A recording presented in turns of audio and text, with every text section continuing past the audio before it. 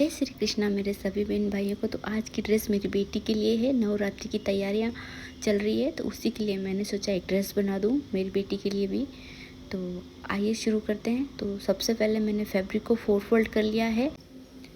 इसके बाद मैं 37 इंच पे मार्क करूँगी क्योंकि इसकी रेडी लेंथ मुझे 38 इंच चाहिए। तो मैं 36 इंच पे मार्क कर रही हूँ। 37 और 38 मुझे इसकी कंप्लीट लेंथ चाहिए। तो मैं 37 इंच पे मार्क कर रही हूँ। मैं हिंदी में इसलिए बता रही हूँ क्योंकि सबको इंग्लिश में समझ में नहीं आता है, तो जो भी मेरी बहनें हैं वो समझ सके आसानी से। इसी तरह से मैं आगे भी 37 इंच पे मार्क करूँगी।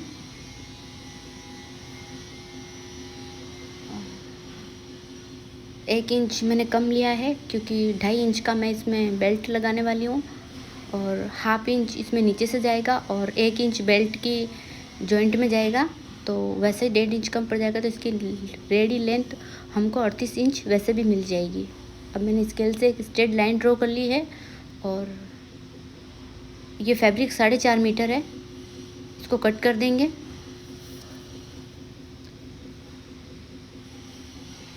जैसे कि मैं पहले बता चुकी हूँ कि मैंने इसको 4 फोल्ड किया है और इसकी ऑन फोल्ड इस साइड रखी है, आउटसाइड, मेरी साइड नहीं है। वैसे इसको किसी भी साइड रख के काट सकते हैं। अब मैं इसका बेल्ट निकालूंगी, जो ऊपर से फैब्रिक बचा था उसी में से। तो इसकी कमर 30 इंच है, 2 इंच एक्स्ट्रा लेंगे।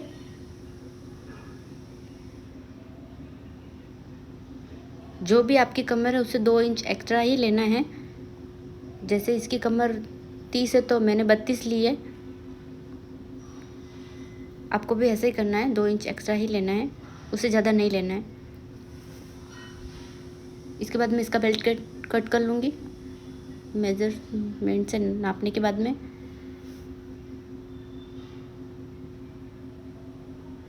और ये मैं 2.5 इंच का बेल्ट कट करूँगी चौड़ाई में, ताकि जो हमारा परफेक्ट मेज़रमेंट है 38 इंच का वो हमको लेंथ बराबर मिले।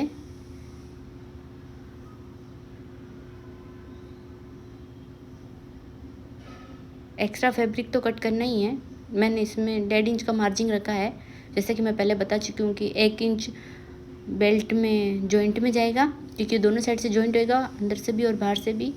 और नीचे मैं फोल्ड करूँगी कैनवास लगा के। कैन के भी बोल सकते हैं और कैनवास भी बोल सकते हैं, पेपर पेस्टिंग भी बोलते हैं, अलग अलग भाषा है। तो ये मैंने पेपर पेस्टिंग ले ली है और जो भी इसके नीचे की लाइन है उससे मिला लेंगे। और अगर आपका फैब्रिक आपको पता है कि कितना है तो आप वैसे भी मेजर कर सकते हो और ऐसे भी कर सकते हो, लेकिन इससे आसानी रहेगी।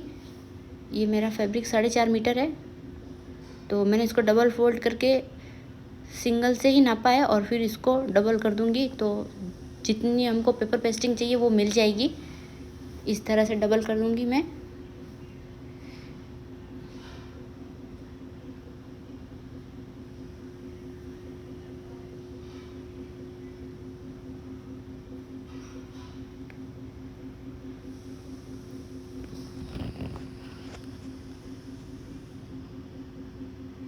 इसको मिला लेना है। बहुत बड़ा है तो आगे से घूम रहा है ये फैब्रिक, और बीच में से तो कट नहीं कर सकते ना, जो भी हमारा मेज़र है वहीं से कट करना पड़ेगा। इसलिए ये इस तरह से इसको बराबर मिला लेना है और इसको कट कर देना है।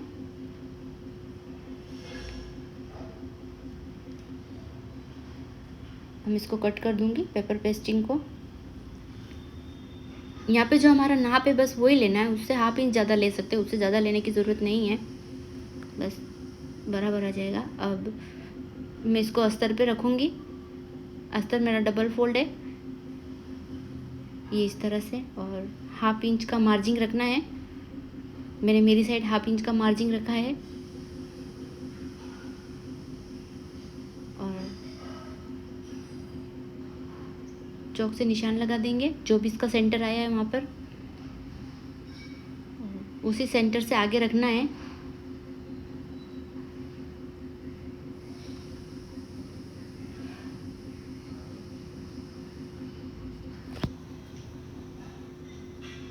फिर से चौक से निशान लगा देंगे।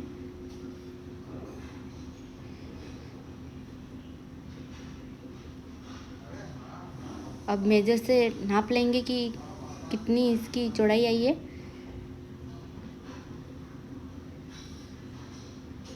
जो भी इसकी चौड़ाई है वो नीचे से भी वही मेजर से नापना है और मार्क कर देना है चौक से, इस तरह से अच्छे से मार्क कर देना है। अब मैं स्केल से स्ट्रेट लाइन खींच दूंगी इस मार्क से और इसको मिलाना है।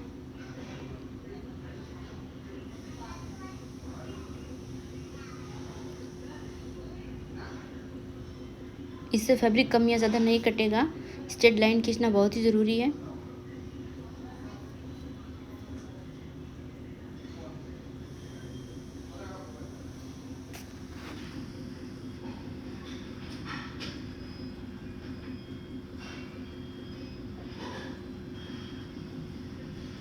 अब इसको कट कर दूंगी। जहाँ पे हमने स्ट्रेट लाइन खींची थी वहाँ से कट करना है, बीच में से नहीं करना है, इस तरह से।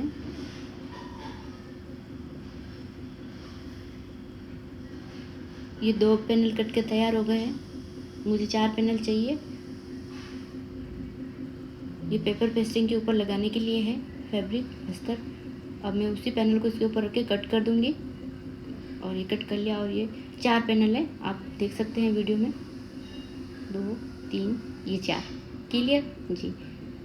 अब जो हमारे कमर के पास का फैब्रिक है मैं उसको इस तरह से फोल्ड करूँगी 4 इंच पे। एक साइड का मैं पहले फोल्ड कर चुकी हूँ ताकि वीडियो ज़्यादा लंबा ना हो, इसलिए मैंने ये दूसरा ही दिखाया है बस।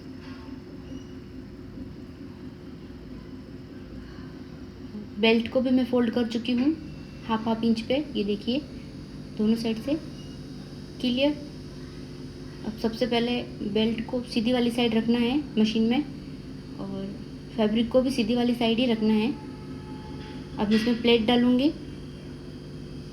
आप प्लेट कोई भी साइज़ के डाल सकते हैं।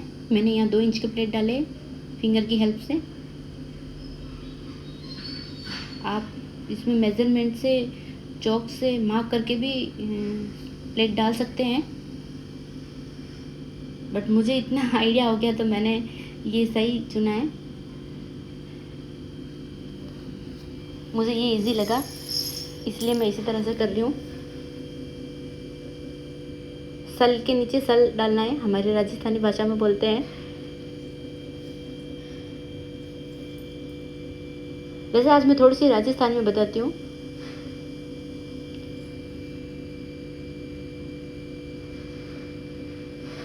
बस एक ही बार राजस्थानी बोलूँगी कि अचान हल डालना है, हल का नीचे हल। वैसे जो भी मेरे राजस्थानी बहन भाई है वो ज़रूर समझ जाएंगे। और हिंदी में बोलते हैं कि प्लेट। तो अच्छे से प्लेट जमा लेना है। ये देखिए ये लस्ट प्लेट है, ये बराबर आ गया है फैब्रिक, कम या ज़्यादा नहीं हुआ है।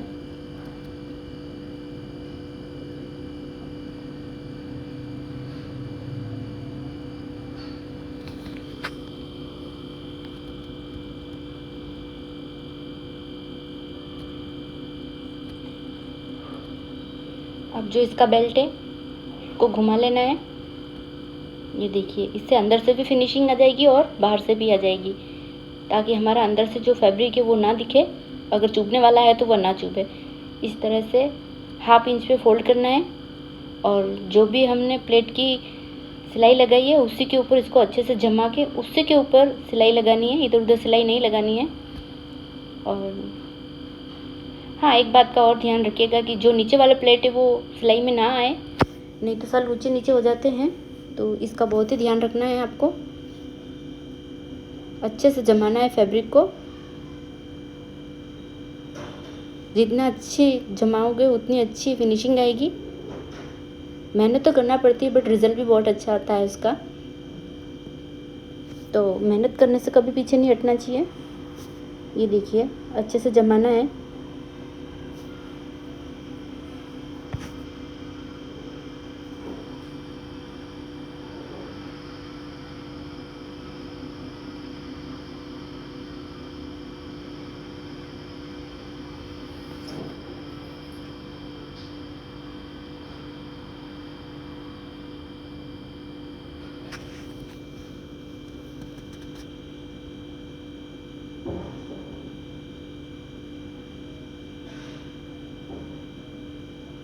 और हाँ, कमेंट में बताना ज़रूर कि आप ये वीडियो कहाँ से देख रहे हो। प्लीज़ मुझे खुशी मिलेगी, और मेरी खुशी के लिए मेरे प्यारे बहन भाई इतना तो कर ही सकते हैं ना। जी, ये हमारा बेल्ट लग के तैयार हो गया है। क्लियर। और स्टिचिंग से रिलेटेड कोई भी आपका सवाल है, आप कमेंट में पूछ सकते हैं। मैं एक सिलाई और लगाऊंगी 1/2 इंच की दूरी पे। इससे धागा पक्का भी हो जाता है और फिनिशिंग भी अच्छी दिखती है। और अगर हमारा फैब्रिक हेवी है तो उसको एडजस्ट करने में भी बहुत आसानी होती है। तो एक सिलाई लगाना बहुत ही ज़रूरी है ऊपर, और यहाँ से पक्का कर देंगे।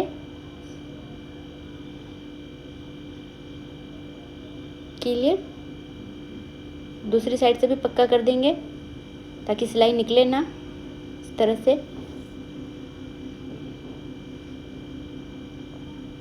जो एक्स्ट्रा धागा है उसको कट करना है, धागा नहीं रखना है बिल्कुल भी, उससे फिनिशिंग नहीं दिखती है। और ये जो 4 पैनल कट किए थे उसको जॉइंट करना है इस तरह से।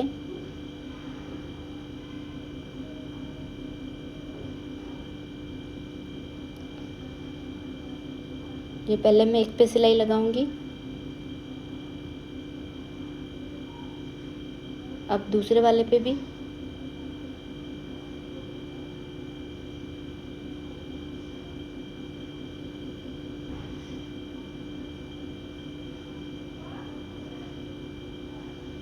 ½ इंच पे लगाना है, और फैब्रिक में सल नहीं आने देना है, क्योंकि फैब्रिक खींचना ही नहीं है तो उसमें सल नहीं आएंगे। अब धागा कट कर लेंगे और इसमें फिनिशिंग की सिलाई लगाएंगे, ताकि जब इसमें पेपर पेस्टिंग स्टिच करें तो वो ऊपर ऊपर ना दिखे फैब्रिक। इसलिए इस फैब्रिक को दबाने के लिए ये फिनिशिंग की सिलाई लगानी है। बाहर से नहीं, अंदर से भी फिनिशिंग होना चाहिए फैब्रिक की, जो भी हम स्टिच करते हैं वो।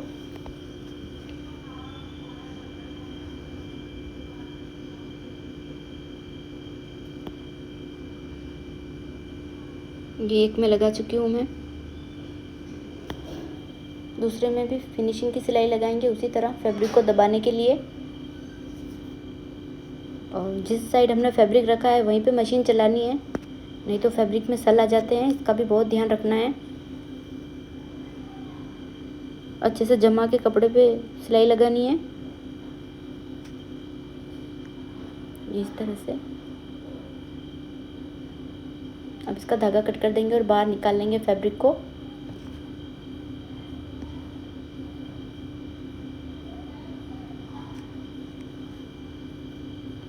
अब इसके बाद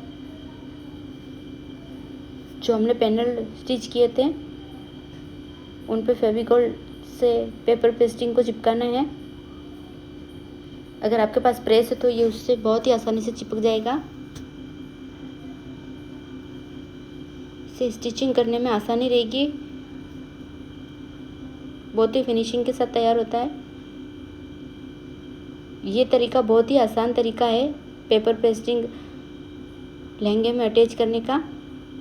इससे घेर भी बहुत ज़्यादा दिखता है और बहुत अच्छी फिनिशिंग आती है। तो एक बार आप पेपर पेस्टिंग ज़रूर लगाइएगा। ये 10 इंच की पेपर पेस्टिंग है।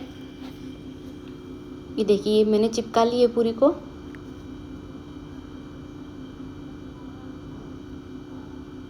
अब मैं इस पे सिलाई लगाऊंगी चिपकाने के बाद में। बस सिलाई लगानी है, क्योंकि इसको मैंने चिपका दिया था तो मेरे को ज़्यादा फैब्रिक इधर उधर करने की ज़रूरत नहीं है। जो एक्स्ट्रा फैब्रिक है उस पर ध्यान नहीं देना है। और वैसे भी हमको पता रहेगा कि पेपर पेस्टिंग कहाँ पर है, तो उसी के पास पास में 0 पॉइंट पे मशीन चलानी है, उससे कम या ज़्यादा नहीं चलानी है, क्योंकि फिर जब इसको जॉइंट करेंगे तो उसमें फिनिशिंग नहीं आती है। इसलिए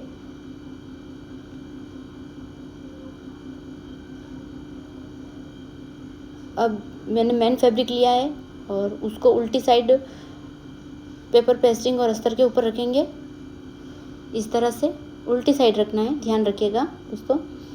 और ½ इंच पे स्टिच करना है, ज़्यादा नहीं करना है, क्योंकि हमने इसमें मेज़रमेंट ज़्यादा नहीं रखा था, 1.5 इंच के रखा था मार्जिन, तो 1 इंच पहले ही ऊपर बेल्ट में अटैच हो चुका है और 1/2 इंच यहाँ हो जाएगा। जो नीचे वाला अस्तर है उस पर ध्यान नहीं देना है।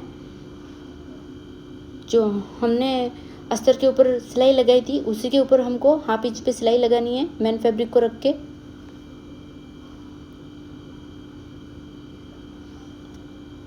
और जो भी इसका एक्स्ट्रा मार्जिन है, अगर आपका फैब्रिक पतला है तो आप इसको निकालिएगा, अदरवाइज़ मेहनत करने की कोई ज़रूरत नहीं है। हम इसको अंदर भी रख सकते हैं मोड़ के, एक फिनिशिंग की सिलाई और लगेगी, वो मैं दिखाऊंगी, बने रहिए वीडियो में। अगर फैब्रिक पतला है तो इसको कट करना बहुत ज़रूरी है, एक्स्ट्रा मार्जिन को, और उसकी स्टिचिंग भी अलग होती है। ये मोटा फैब्रिक है।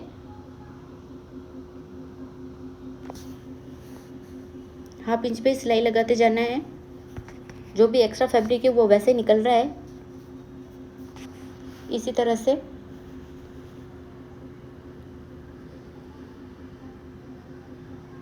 अब इसको पलटा लेंगे और 0 पॉइंट पे सिलाई लगाएंगे। जो हमारा एक्स्ट्रा फैब्रिक था वो मैंने नीचे की साइड रखा है और मैं सिलाई भी नीचे की साइड ही लगा रही हूँ, मेन फैब्रिक पे नहीं लगा रही हूँ। जो अस्तर और पेपर पेस्टिंग है उस पर आप देख सकते हैं, वीडियो में क्लियरली दिख रहा है। क्लियर। इसी तरह सिलाई लगाते जाना है फिनिशिंग की। आप देख सकते हैं अभी से कितनी फिनिशिंग आ रही है इसमें। और अगर कोई भी काम दिल से करो तो वो बहुत अच्छा होता है।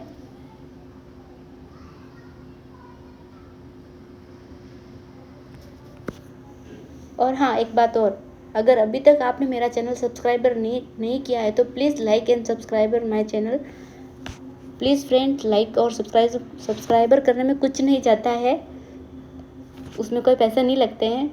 प्लीज़ सपोर्ट करें मेरा और जो भी छोटे छोटे यूट्यूबर हैं मेरी तरह, उन सभी का, जितने भी मेरे बहन भाई हैं, सभी एक दूसरे का सपोर्ट करें।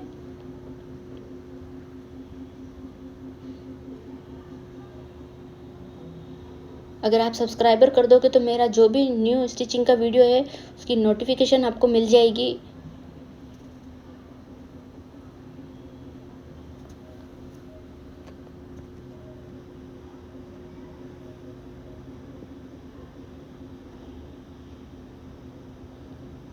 वैसे इसमें घेर बहुत था तो काफ़ी टाइम लग रहा है इसको स्टिच करने में। ये 0 पॉइंट की सिलाई लगा रही हूँ मैं अभी इस पर, फिनिशिंग वाली। इसको भी आगे पीछे नहीं करना है, स्ट्रेट लगाना है, ताकि जब इसको घुमाए तो इसके किनारे की फिनिशिंग बहुत अच्छी दिखे।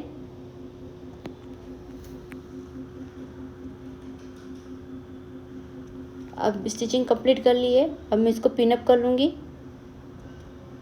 मेन फैब्रिक के ऊपर रख के। आप चाहे तो सुई से कच्चा भी कर सकते हैं, पर उसमें टाइम बहुत लगता है, इसलिए मैंने पिन अप करना बेटर समझा। वैसे कच्चा करना मैं पहले वाले वीडियो में बता चुकी हूँ लहंगे में, कि कच्चा कैसे करते हैं। दोनों ही ऑप्शन है, आप या तो पिन अप कर लो या कच्चा कर लो, पर ये दोनों ही ऑप्शन में से एक ऑप्शन करना ज़रूरी है, नहीं तो इसमें सल आ जाते हैं। क्योंकि पेपर पेस्टिंग बहुत बड़ा है तो मेन फैब्रिक में स्टिच करने में उसमें सल आ जाते हैं। ये इसी तरह आप देख सकते हैं, ऊपर की साइड को पिन से अटैच करना है। क्लियरली देख सकते हैं किस तरह से, आपको आइडिया हो गया होगा।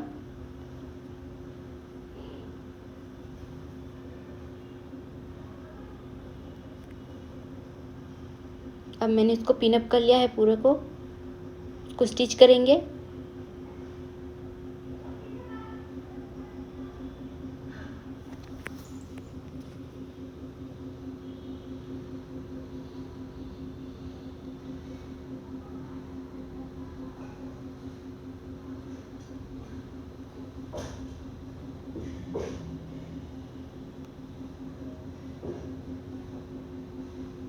जो भी इसके सेल है वो निकालना है और फैब्रिक को अच्छे से जमा के रखना है।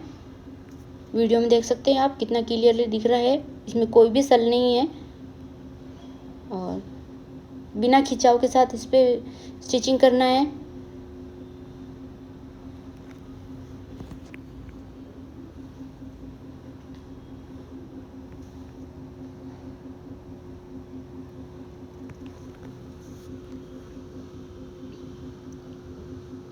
इसके पिने निकाल देंगे ताकि सुई में ना आए। कभी कभी ऐसा होता है कि बहुत पास में पिन आ जाती है तो उससे सुई टूट जाती है।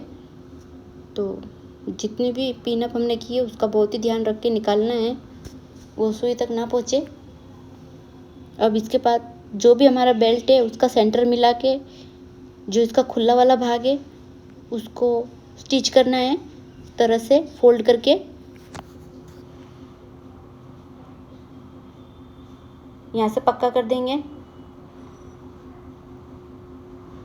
और इसी तरह से फैब्रिक को फोल्ड करते हुए स्ट्रेट सिलाई लगानी है। ये देखिए क्लियर।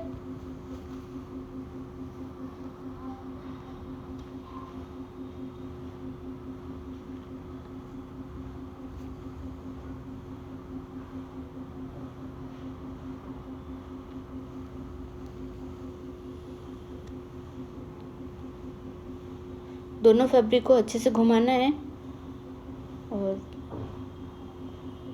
सिलाई लगानी है इसके बीच में, आगे पीछे नहीं लगानी है, नहीं तो दोनों फैब्रिक में से एक फैब्रिक छूट जाएगा। तो बीच में ही सिलाई लगानी है हमको स्ट्रेट।